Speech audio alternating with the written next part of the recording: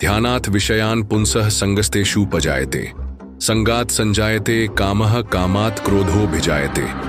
इस श्लोक में श्री कृष्ण हमें बताते हैं कि बार बार भौतिक इच्छाओं के बारे में सोचने से मोह उत्पन्न होता है और मोह से कामना, और कामना की पूर्ति न होने पर क्रोध, और यही क्रोध और मोह हमारी ऊर्जा को व्यर्थ करता है।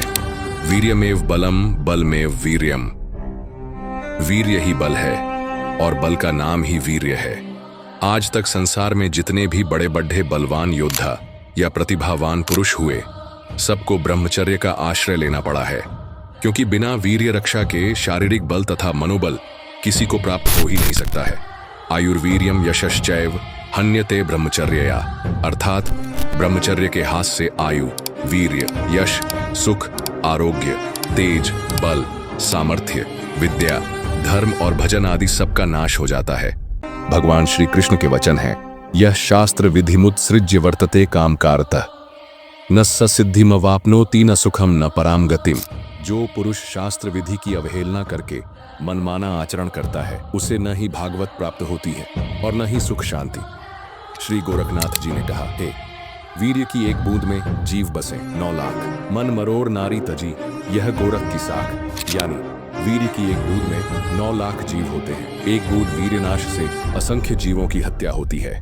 रसाद रक्तम ततो मांसम मांसान भेदा प्रजायते, मेदस्यास्तिह ततो मज्जा मज्जायाः शुक्र संभव। जब जठराग्नि अन्न को पचाती है तो अन्न का जो सारभाग रस निकलता है, उस रस से रक्त, रक्त से मांस, मांस से मेद, मेद से हड्डी, हड्डी से मज्जा और मज्जा से शुक्र, वीर्य का निर्माण होता है।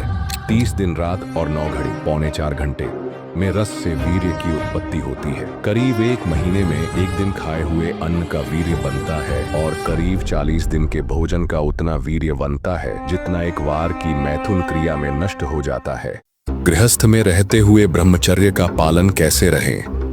यदि कोई गृहस्थ जीवन में है तो वह केवल शुद्ध संतानोत्पत्ति के लिए ही ब्रह्मचर्य खंडित करे, अन्यथा नहीं। यही शास्त्राज्ञा है।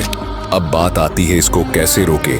भागवत गीता के अनुसार ध्यान और योग का अभ्यास करें। भगवत गीता में लिखा है, उद्धरेदात्मना तमानम नात्मानम वसादयेत। मनुष्य को स्वयं अपने मन को नियंत्रित करना चाहिए, न कि इसे पतन की ओर जाने देना चाहिए।